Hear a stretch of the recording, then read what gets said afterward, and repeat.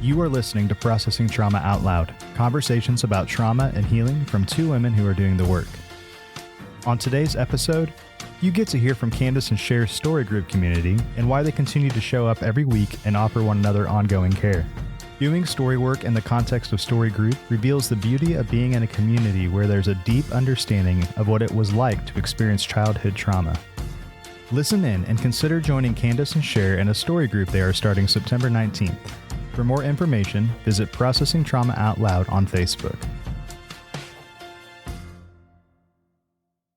Hey, Cher and Susan and Lisa and Sandra. Today's the day that we are so looking forward to because we've been talking about story work and story group and what it has meant for us in our journey as women who are doing the work of healing from childhood trauma. And today we get the privilege and the honor of having our beautiful sisters, who we affectionately call the Pearls, with us and who have been journeying with us for, I think, it's over 2 years now. Is that right, Cher? Yep, over 2 years. Yep. And so we're just going to have a conversation today. And we want you to know we actually do what we're doing twice a week. We meet twice a week for a couple hours each time we meet. And we just process our journeys. We check in, we give each other care, we receive care. And it has been life-changing for each one of us. And we have a few questions that we've put together that Cher is going to kind of facilitate the conversation and let Susan, Lisa, and Sandra just share from their heart of what story work and story group has meant for them. So I just want to thank you, Pearls, so much for being with us today. And just look forward to how this conversation is going to go. Yes, I echo a lot of that, Candace. And I'm just so excited to have you here. And, it's one thing for us to show up on our podcast and talk about our journey. But we do it in community. And this is a beautiful community that has formed, and our lives have been so impacted. And that's really what we want to talk about today is just what are some of the ways that you have experienced change or transformation or help on your, in whether it's talking about, things from your past, from your childhood harm, or even into how you do life today differently because of doing story group and being in this community for, like Candace said, over 2 years. So we're going to just really open it up. We want it to be a casual conversation between us. And so, we might interrupt, we might laugh, we might cry. We don't care. We're just here, and we're wanting it to be really real. So I'm going to turn the floor open and invite Susan and Lisa and Sandra to just share some of their thoughts with us. Oh, hi, I'm Susan.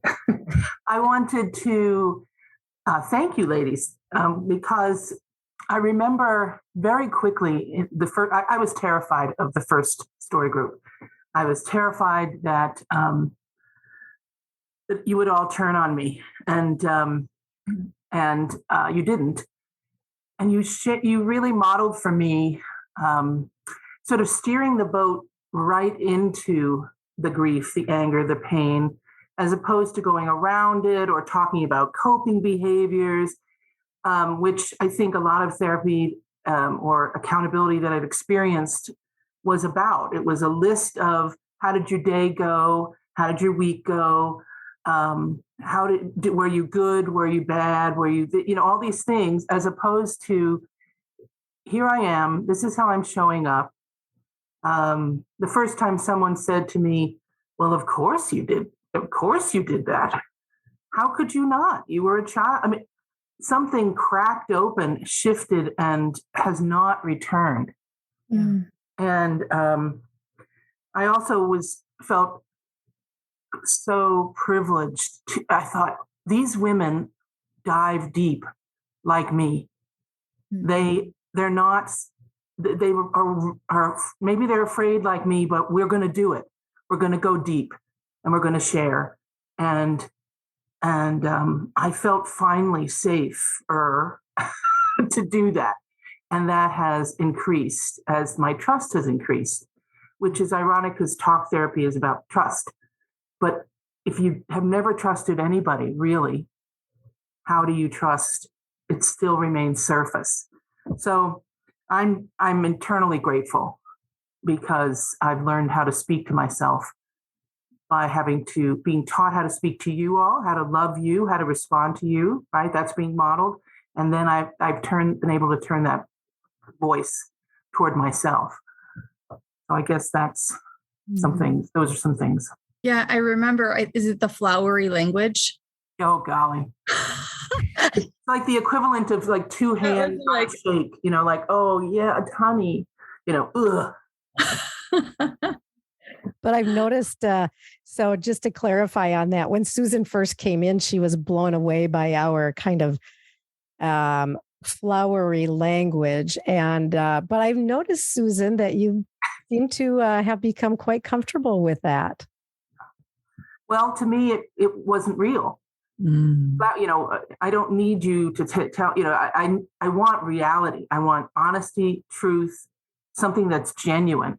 And I'm afraid of that too, but that's where I live. And I felt like, okay, these gals are they real? Like they're loving each other. What? So, but it was real. I could tell, very quickly. Yeah, I just think of, when I think of flowery, I think of tender.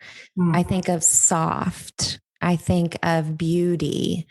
And so that language takes getting used to. And yet there was a testing period there, right? For you to say, is this just more than words that they're saying?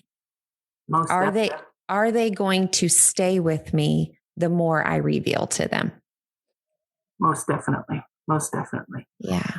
And yet I was compelled. I was compelled to move forward with you all. It was because it was, there was a level at which it was speaking to my brain and my soul that nothing else had. And so. Yeah, that's good. Thank you, Susan.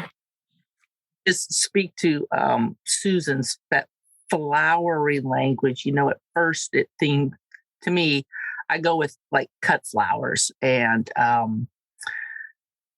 they smell nice, maybe they look nice, but they don't last. And yet I think for our group, those flowers are deeply rooted. They come from a plant that is deeply rooted. It has leaves. It possibly has thorns. And it keeps growing and keeps producing. And that's the way I see our group more. And how has that reality impacted your journey, Sandra?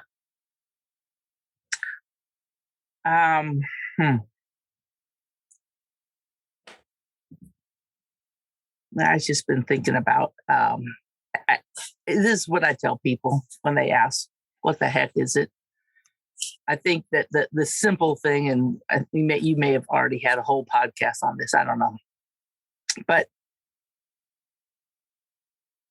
when we experienced harm, when we experienced neglect, abandonment as children, we didn't have anybody with us to help us process. And you all have been with me. And that has made all the difference. I can bring embarrassment and shame to you all, I know I can. And nobody reflects that back to me. What you reflect back to me is just acceptance and curiosity and just a big, try not to swear here, desire to hold me. And that how's that transformed me? I don't know. I feel like I could check the box. Less of an idiot now. I just feel like I have solid ground and roots. I'm going to go back to trees and plants. I am up here in Alaska right now, sitting in a camper because there was no room in my kids' house for me because they had lots of company. But there's a lot of trees around, and the trees here, because this island is made of rock, and the trees don't have a chance to have deep roots, but their roots are intertwined with each other. When you go into the forest, the roots of the trees all around them are holding them up from the big winds that we have here. And it's just community. And we have all been together so long that our roots are intertwined. And I remember coming to this saying,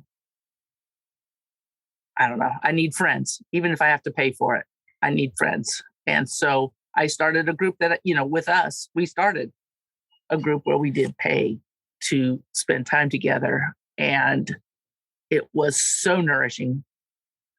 We all said, let's do this again and keep going and keep going. Yeah. Yeah, I feel emotional about that.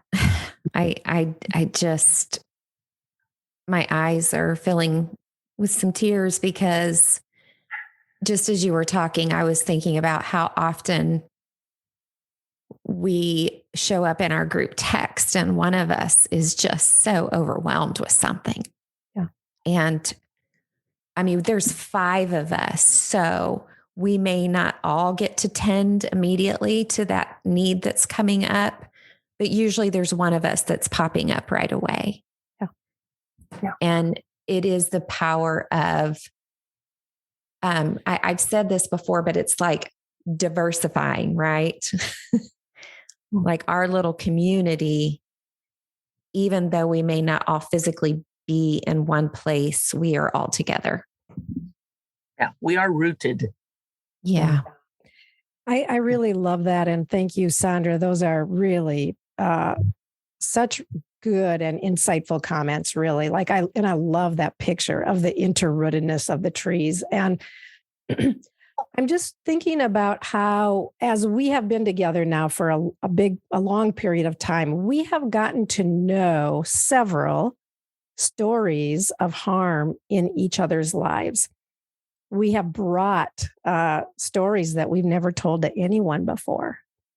And so then when we interact on even things that are going on maybe in our lives today, we have this awareness that you all know my stories. Like, you know why I'm doing what I'm doing, in some sense. And I want to just ask that question, like, what does it mean to you to be in an ongoing community where you have brought some of your hardest stuff and been loved there, and you now know you don't have to hide? Like, you can show up and be real. What does that mean to you? So I would say that the nature of trauma, right, keeps us stuck. So there's some stuckness in some of our young places. So like this community and your faces and your eyes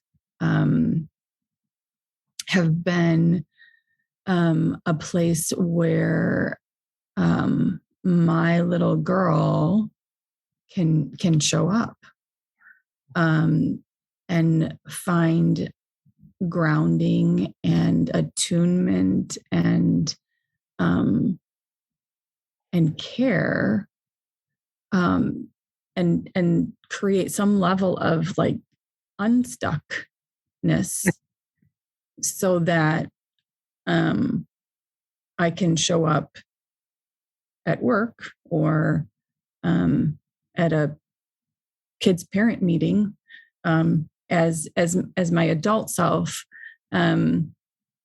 with more integration and understanding of what some of those younger places are experiencing in my everyday interactions with people, and with trauma and stories of severe neglect. There is such disintegration. So for me, this community, this work has created integration for me and connectedness. Yeah. I wonder if you can say a little bit more about what that integration looks like for you. Let's see. Okay. So the integration for me probably looks like awareness and pause.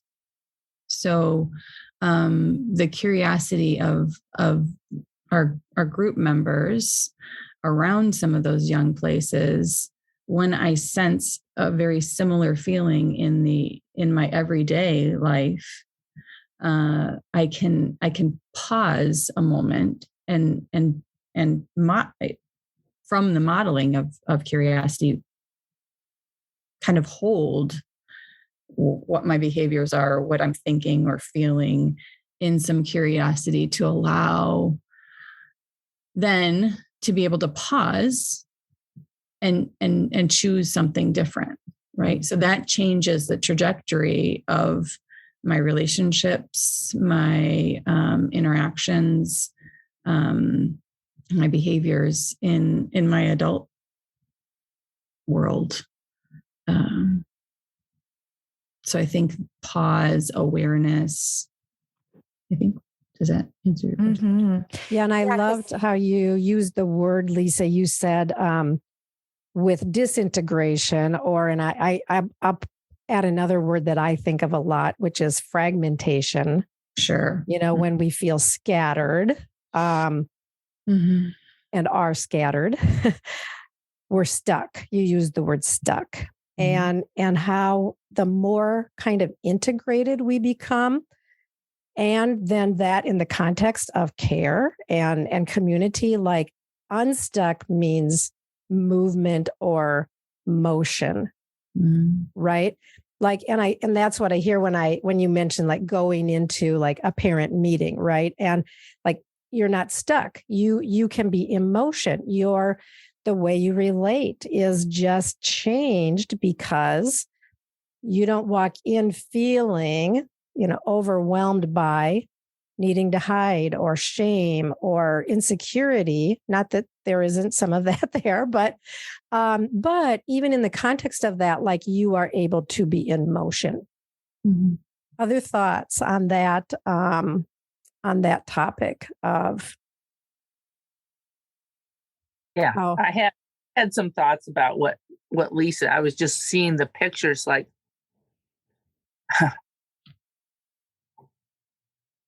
I've been studying this just as long as we've been together, and entering my journey for this last couple of years. And we hear all this stuff of how to help us, and plan A, plan B. I mean, just things to do. But being in the group, it's like Lisa was saying, when we get stuck and we get fragmented, we have each other to remind us of who we are. Just to remind each other to breathe. I think we say that every single time we get together, every group text. And I need that. I'm not real smart. I ain't got it. So we need each other. We need each other. We need community to help us when we fragment, when we get stuck, when we get scattered, to pause. I've just seen that so many times. We know this stuff. We did this 3 months ago and we did it 18 months ago, but we need that constant walking side by side, helping us through it again and again. Yeah. And I would say, like, even in the particularities, right? So the particularities of our stories, we each need something. We need the same thing and we need very different things. So there is some level of the community creates for us containment, and in particular, there's probably certain words, right? And so for me, the word is tethering, right? I think that was Susan's. In my story, I need some level of tethering because I have some young places that that created such fragmentation and disintegration for a little person. And so to have other people's voices and faces and eyes to tether me in these places where I start to feel young again. Mm-hmm. And say that is going into a parent meeting. I can text and I'm like, hey, this is what's happening. Right. And then the responsiveness of our group is such good attunement for those places of harm for me. Yeah. Lisa, I like you've used the word attunement several times. And, I want to just say, attunement is being able to truly see, not just in the physical sense, but even somebody's inner world, right? And I'm thinking about when we show up, that we come wanting to attune, wanting to see, but we also come knowing that we're going to be seen. And it always moves me when maybe we all pop up in the screen and we now know each other so well that if there's someone maybe a little more, I don't know what the word would be, dysregulated, off, all of our eyes go to that person. And it's like everything else is put on hold, right? Yeah. Everything else is put on hold because we know in that moment, which one of that us is, and it's me a lot of the times, like we know we're going to be cared for. We know we're not going to be passed over. We know that we're not showing up in a group that masks are okay. And we need different things, I think, in that attunement means, sometimes we need a mother who just says, oh, honey, come here on my lap.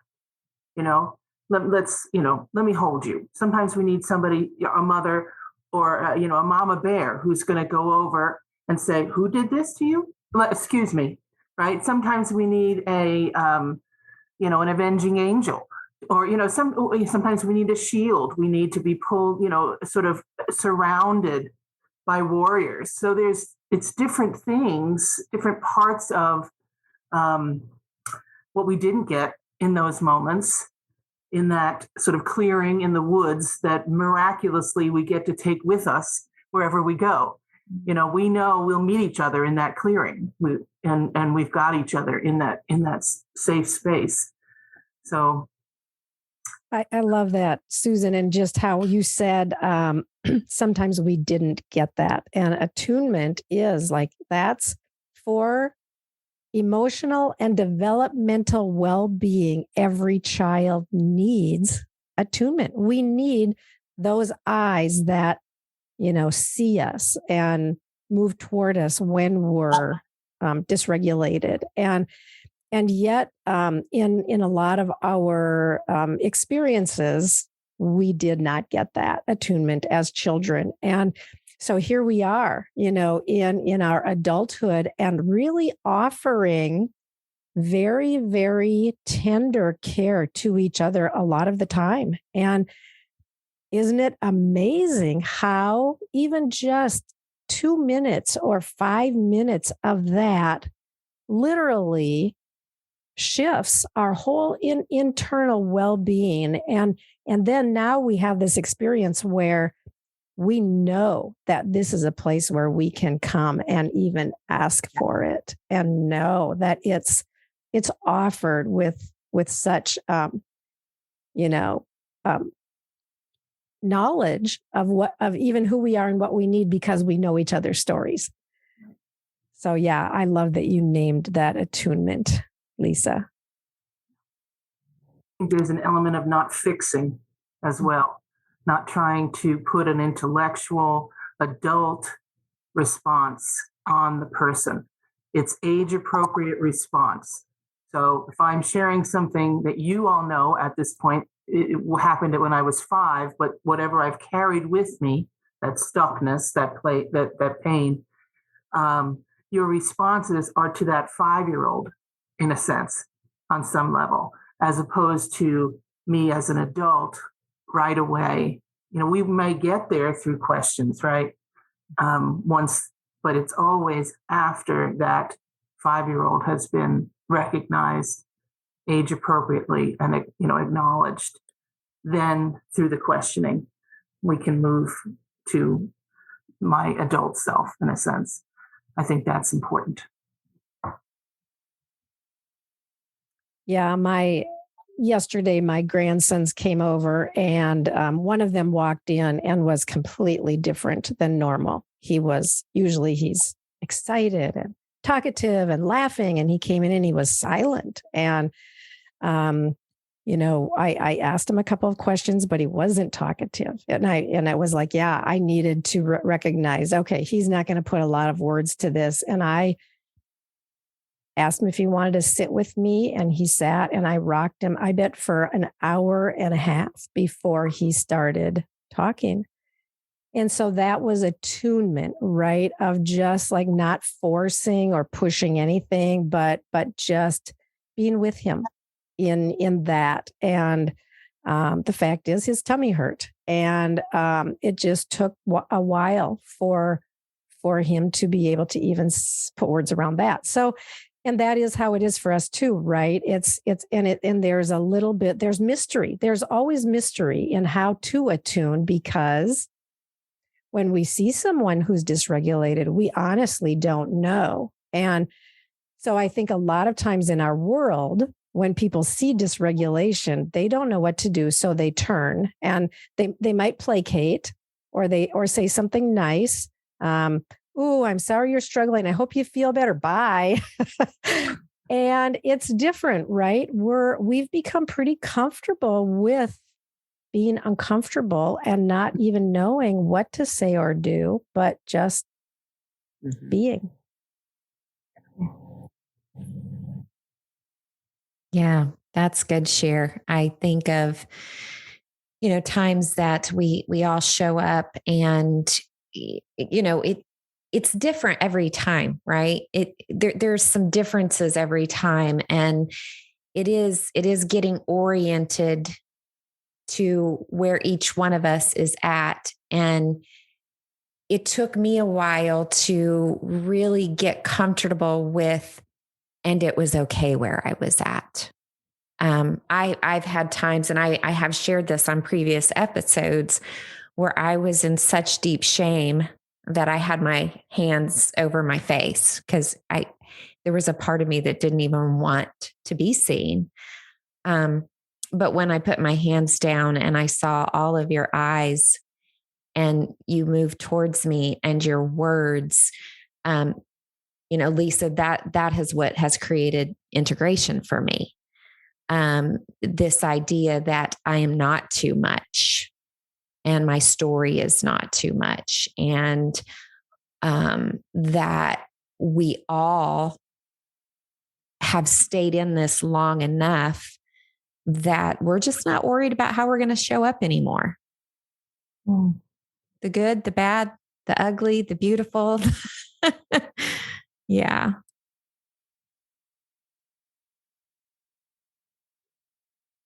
Love that, Candace. I think we're going to wind down in a bit. Any last thoughts that anyone just feels like, I really know I need to say this? I was just going to say, I do want to hear from Lisa of what she feels with attunement. But when Susan says it's nice to come and we don't fix, I just want to say sometimes we do try to fix, and someone else will gently say, what the heck, are you trying to fix them? But anyway, they don't actually say it like that. So we're not perfect. Oh. But as a team, we're pretty stinking good. Yeah, we didn't even get into rupture and repair, which we have had. And really, it is in the context of the rupture and repair that we have experienced that our trust roots have gone deeper, as we have stayed committed to keep showing up even if we've been hurt. Yeah. So true. I think Sandra said we're not perfect. And I think that's one of the beautiful things is that this is a place where we can come and like, there's not pressure to be perfect. Like we come with our brokenness. And yeah. Lisa, I think you were just about to say something there. Yeah, I was just going to go back to attunement in the sense that I think of it, I mean, as I always think of an instrument, like tuning an instrument. You're adjusting it to align and create harmony. So there is this element of, within relationship to be able to, join and, create some level of harmony and align. And that can get confusing in some ways when we have had harm and have taken on other people's feelings for our own, right? So there's a level of,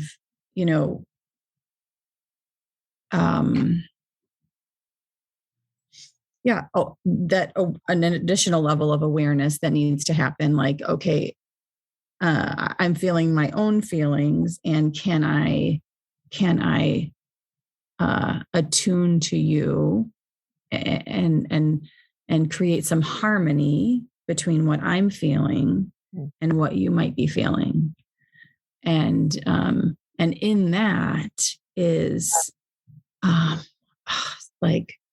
and here I'm going to go to the mutuality. That creates relationships that have some level of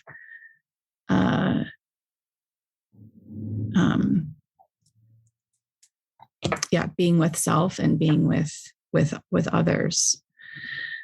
I don't know if that makes any sense. So good, Lisa. And I think it's a beautiful place for us to kind of bring a close, because what you're talking about here is healing. Like, our brains literally change in the context of mutuality. I mean, we really cannot heal in isolation. But when we experience the things that we're talking about here today, like the biology of our brain literally changes and we step into healing. Mm-hmm. And that's what we do. Yeah, I'm just, as I've reflected on what each one of you have shared, I'm just like astounded by, like, the word that's coming to me is how much wisdom each of you hold. Like, like gold, like there's gold coming, and how we just, it's such in a context of humility, because we all know what we've had to do to gain any bit of wisdom we might have. Yeah. So as we close, I want to just say a word to our listeners about Story Group. And this has been an invaluable tool or resource or experience, and that is ongoing for us. And even if we had only gone for 1 8-week session or 9 weeks, whatever they were, like I know my life would have been changed, but our hearts were knit together, and we have been ongoing. And we just want to say Story Group is an amazing experience. And Candace and I will be starting a Story Group in September, in about a month from now. And if you're interested in more information, we invite you to our Facebook page at Processing Trauma Out Loud, and come and see what, get a little more information. Reach out to us if you have questions, and join us if you love or are scared to death of what you're hearing here today, because there's probably some of both. But I want to just say thank you to my dear friends and sisters and pearls. And what an honor to be with you here today. Love you all. Thank you for listening to Processing Trauma Out Loud.